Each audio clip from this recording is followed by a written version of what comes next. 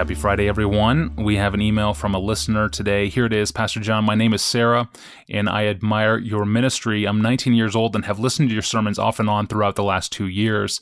They have really helped me desire God. I'm learning what it means to delight in Jesus. I attend a Christian university and have felt called to do something in ministry or evangelism. My question is, how as a woman can I work in ministry and evangelism while abiding by biblical rules and instructions for women, as in not having authority over a man? Pastor John, I would love if you could answer this because I am confused. Mm-hmm. Amen, amen, amen, that she feels called to ministry and evangelism or whatever. I just want to so affirm that women and men are ministers.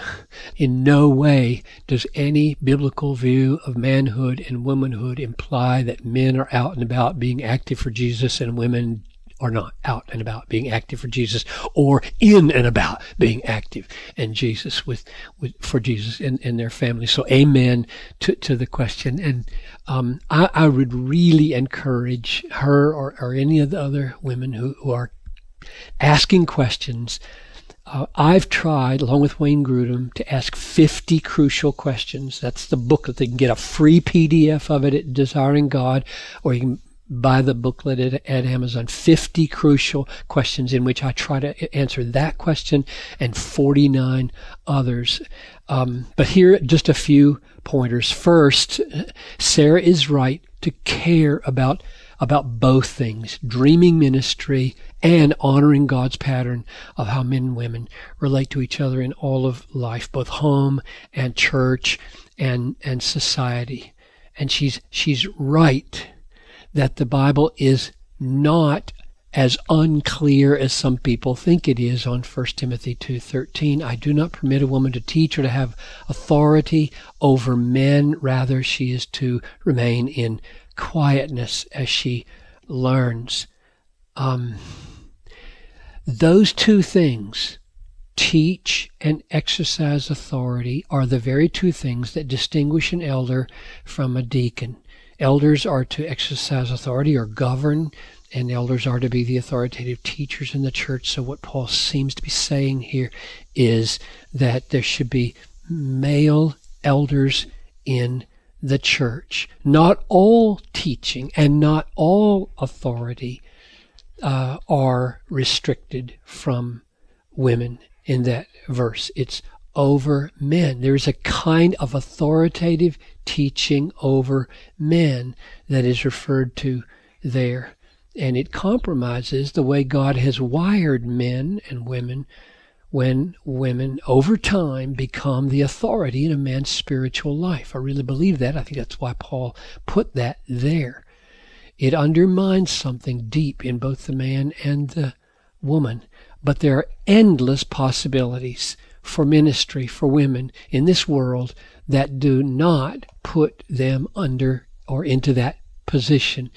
I wrote another little booklet called What's the Difference? And at the end of that booklet, I put 80 kinds of ministries just to give women examples of what kinds of things are open to them. Let me close with a story. As I have talked over the years in various places on manhood and womanhood issues, back in the 80s, I would get a lot more vicious, negative flack than I do today. And I can remember one young woman really angry at me saying, "How dare you call my calling to ministry into question?" And instead of saying to her what I might have said, like, I'm not calling it into question, God is calling it into question, I didn't go there. I just said, it may be that you haven't misheard the voice of God, but that you've misapplied the voice that you heard. In other words, maybe God is saying to you, follow me, serve me, give your whole self to me. I'm going to use you mightily in my purposes on the earth to glorify myself and to save sinners and to build up saints. I'm going to use you for that. And then you maybe took it and spun that out in terms of, oh, I guess I'm supposed to be a pastor and have authority over men in that role. And I just said, maybe not. Maybe you've just misread the word. And then when they say, well, what are you saying we can do? My answer is 75% of the 7 billion people in the world, I just checked this to make sure this is a true statement, 75% of the 7 billion people in the world are women or under the age of 15. They have limitless needs of every kind, right? Physical needs and education needs and spiritual needs and relational needs and parenting needs and needs for rescue and endless needs that they have. And my response is, do anything you want. Care about them physically and especially eternally, and minister in whatever way you can. Yes, thank you, Pastor John. And once again, those books are titled 50 Crucial Questions About Manhood and Womanhood and What's the Difference? And that long list of ministry opportunities for women can be found in an article Pastor John wrote titled A Challenge to Women, published on January 1st, 1995. The 2 books in the article can be found free of charge at desiringgod.org, all because we have generous financial donors like you. So thank you.